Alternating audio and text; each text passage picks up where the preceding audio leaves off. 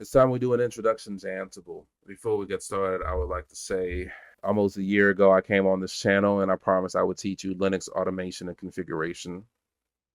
And then I spent a year running through the fundamentals. I thought it would be a simple journey, boys, right? I thought we'd hop in, we'd read chapters 1 through 26 real quick. That was it. We'd be out of there. It took me almost a year to achieve that goal. One could say I might have bit off more than I anticipated, but I started it and I finished it. So there's that. All right. And now that I understand the Linux fundamentals, I can pass that knowledge on to you. See, it was worth the wait, wasn't it? Now we can talk about Ansible stuff. And if we run into issues, I know where exactly we got to look to fix those issues. Okay, that'll be part of the video. And we benefit that way. Until then, let's talk about what Ansible is. Ansible is a paradigm shift. It's a way of changing how you think about your servers. Most IT admins or people who have to manage IT infrastructure think of servers as pets. There's your special RDS server and your special application server and your special file server. When really, as admins, we should think of them as disposable cattle. We should be okay with taking the server out back, shooting it in the head, and spinning a new one up. But we can't do that, though. And why is that? Well, if you think about the issue, it's for two reasons. The first is, of course, the configuration plane. You need your configurations on that server to get your services up. Those configurations control where the service looks for files. It controls the ports. It controls users.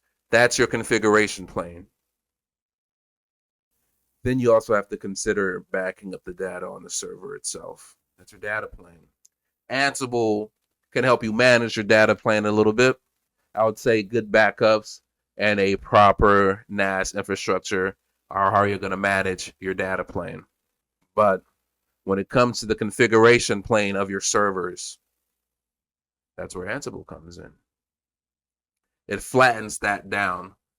No longer do you have to manage the configurations for each server and worry about documentation and notating what services have to be open, what users need to be applied, what permissions need to be applied. All that is needless nonsense. Why clutter your mind when you can look at one YAML file and not only see that it's a database server, but also what ports it needs, what users are defined on it, what the admin interface is. Doesn't that sound convenient? Doesn't that sound like a dream? It doesn't? Then why are you watching this? Take your precious time and spend it doing something you enjoy. Life is too... Now, I was starting to get too deep into my monologue there. So let's pivot. What is Ansible? Ansible technically is an open source automation platform. What does open source mean? Free! Woo! Who doesn't love free? And it can be used to manage configurations, deploy applications, automate certain specific tasks you need run at a certain time. Ansible tries to do everything. And it does most of it pretty well. Now, why use Ansible compared to other automation tools like LabTech or Terraform or just regular SSH scripts? Well, Ansible is what the cool kids use. Yeah, that's justification one. Ansible is also agentless. What that means is other than installing Ansible on a Ansible control node, you don't really have to install any other dependencies on any of your other servers. The most you'd have to do is to make sure that the Ansible service account is on that server or that your servers are configured to authenticate against that Ansible service account. Another cool thing is Ansible is a declarative language, meaning an Ansible playbook isn't just an Ansible playbook. It is also a definition of its configuration and its desired state. Ansible is independent. Yeah. Ansible is independent. And what that does is ensure tasks produce the same outcome regardless of how many times they're run. So it takes the human element out of configuring a server. No longer do you have to worry if Bob from the help desk is going to configure that new user right. Ansible is going to configure that new user, right? And then you no longer have to worry about Bob. You can either have Bob setting up physical machines, or better yet, get rid of him and replace him with the board. Let's see. Ansible is extensible. What that means is that you can download free and open source modules and use that to expand the functionality of your Ansible server. So when I first started using Ansible a few years ago, it didn't really have that good Windows support. In the past few years, though, you can do some cool shit with it now. We're gonna dive in deep. We're gonna dive deeper into that in later videos. When should you use Ansible? When you're automating repetitive IT tasks, when you are deploying the same applications or configurations across different environments, when you want to manage different configurations across different environments to make sure things stay consistent. Or if you want to orchestrate workflows from different environments, maybe you have file servers in one environment, have switches in another environment that contain your users, right? But then you don't want the users to be able to talk to your NAS environment, and you want your firewalls to manage that. Well, you can do all of that inside of Ansible, assuming the networking equipment you use can communicate properly. Again, it's open source and free, and when it works great. But also, I've used enough open source software to know when it doesn't work, it is a test of your technical skill. Any server that has Ansible installed on it is a control node. So your laptop could be a control node, a physical server could be a control node, a little Intel mini PC could be a control node, virtual servers could be a control nodes, containers can be control nodes. That's a fun way to run Ansible. Let's see. Then there are managed nodes. These are the nodes that Ansible manages, right? Your managed nodes would be the nodes you define in your inventory file, which pivots us to the inventory file. What is your Ansible inventory? It is a file that defines the host names and groups that your Ansible plays and playbooks will be run against. We then have Ansible playbooks. These are basically files that define predefined steps that help you get your server into a desired state. After that, we have Ansible modules. These are pre-written code, right, that you can download either from official repositories and sources or from online repositories and sources to extend the functionality of your Ansible server. How do you install Ansible? That's the fun part. Let's get started on that. Oh, what's this? We're using the Proxmox lab again. Now that we understand what's going on with Linux, this thing's actually a little bit easier to manage. My couple years of experience and formal training, I guess you'd say, makes my understanding of Linux far more thorough. So imagine you spun up a Linux VM or container and you log in like normal. We're using Debian for this. You would do the same thing, but swap apt with DNF or yum. So we do an apt get install -y Ansible. And generally, that's it. Ansible is installed. And as long as you have the same user, in our case, root, on all the hosts with the same password, you can configure it. But we're trying to make things automated here. So there's a couple more things you can do on this Ansible control node to help it manage other nodes easier. So it's still installing. Let's give it some time there. And it's done. And just like that, you have Ansible installed. So you know how to install Ansible. What now? How do you actually use this cool tool I've been trying to tell to you? Well, you start by creating an inventory file. What is an inventory file? Well, it is a file that keeps track of the different Ansible nodes. It's a file that keeps track of the different nodes you want Ansible to manage. So let's make an inventory file. So let's go ahead and make our first inventory file. First things first, we have to gather data before we get started. So we have a node here called Ansible test1. We need to get its IP address. Its IP address is 2202. All right, so we'll just keep that in the back of our minds, and then we'll hop back onto our Ansible control node. So this is a machine we just installed Ansible on. So we just installed Ansible on this. We can verify it's on there by running Ansible -- version. You can see we're running Ansible core 2.14.16. Now, how do we define our inventory file? First, we have to make a directory. Let's see. And we've now made a directory called Ansible. And let's cd into Ansible. Now, to make our host file, we simply touch host.yaml. And then we can open that file using our favorite editor. Before we proceed, let's talk about the structure of a Ansible host file. How does an inventory file work? Well, let's talk about it. The very first thing we do is define the groups in our inventory file. That is the highest level. Underneath that, we define the hosts within that group. And that is the simplest breakdown of inventory file. Don't worry, it gets more complicated.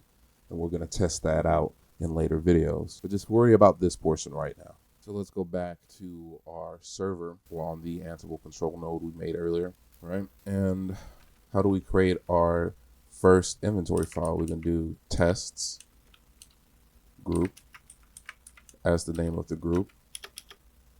And then we're going to name hosts.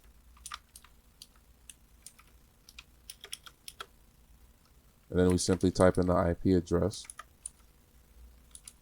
202 from earlier. Of course, let's go back and confirm we have the right IP 202. Yep. Now, how do we verify that? We can run an Ansible list hosts to verify our work. So running Ansible list hosts is a little bit more straightforward. We can do an Ansible all -i host.yaml, and then we can do --lists hosts. So it says skipping key hosting group mapping. It's not a mapping. Provided host list is empty. So let's see what we did wrong in that host file. So let's go back to host.yaml. So we forgot to include the est and hosts, and then we forgot to close this out. Now let's try that command again. Now look at that. It lists our host at 202. Now let's try to run a command against it and see what happens. So we can validate everything is working with a command. So if we were to do Ansible -i host.yaml all -m ping, and when we run it, you'll see we got a pong from that Ansible from that Ansible test server. And that's it. At the very simplest level, that is how you create a host file, and that is how you run an Ansible command. But it gets a little bit complicated. Well, it gets a lot more complicated than that. But we're going to keep this simple, and we're going to create a playbook, and then we are going to use that playbook to install a package on this Ansible test node. So to our right, we have a Ansible playbook. Playbooks define tasks, handlers, and variables that we want. And these tasks, handlers, and variables help configure our system and get it into a desired state. To our right is a very simple example playbook. It contains a name. It contains the hosts we're going to be running the playbook against. It contains a become statement, which is basically like an admin or become administrator statement. And then it lists tasks that we need this playbook to do on the remote servers. But the best way to learn is to look at a practical example. Let's go ahead and swap on over to our Proxmox lab and look at a practical example.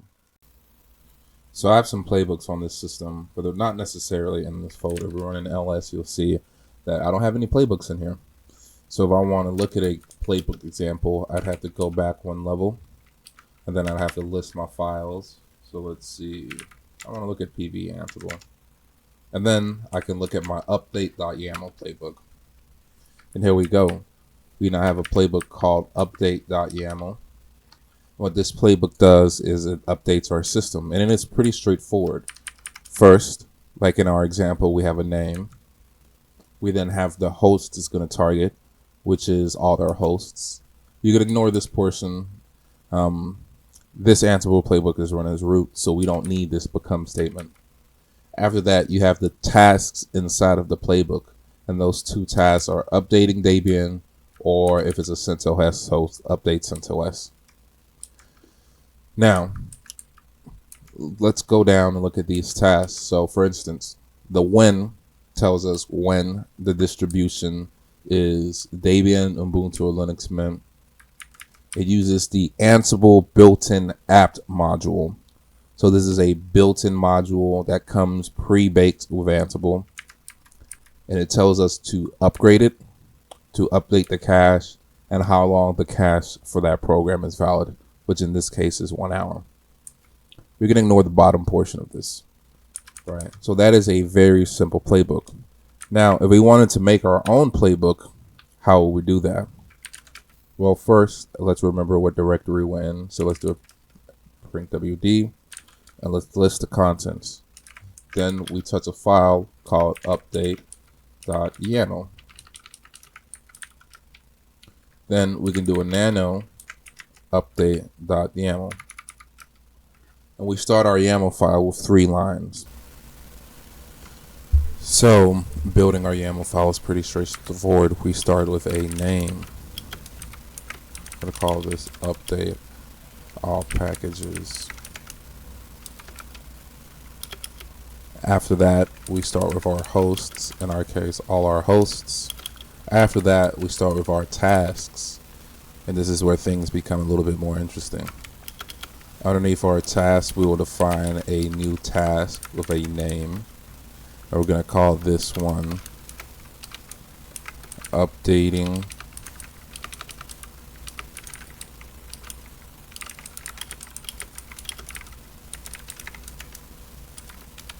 After that, we'll call our Ansible module. In our case, it's ansible.builtin.apt. And then after that, we'll do cool. So after that, we can force the update by doing something like this. First, we'll state the name of the package we want to update. So we want to update all packages. So we're going to update the name. We're going to update all of them. We then want to make sure that the state is latest, because we want it to be on the latest for all packages. We also wanted to update cache.